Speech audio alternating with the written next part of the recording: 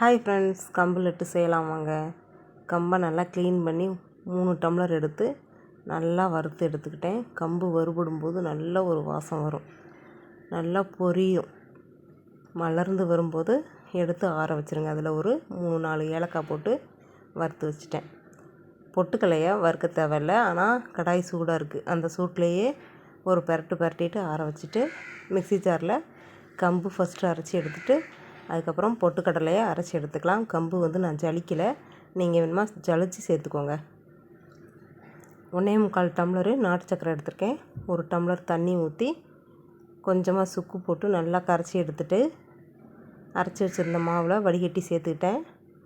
நல்லா வெதுவெதுப்பான சூட்டில் இருக்கும்போதே லட்டு உருண்டை பிடிச்சிருங்க. சூப்பராக இருக்கும் இந்த மில்லட் லட்டு. நீங்களும் செஞ்சு பாருங்கள். இந்த மாதிரி செஞ்சு பார்த்துட்டு எப்படி இருக்குன்னு சொல்லுங்கள்.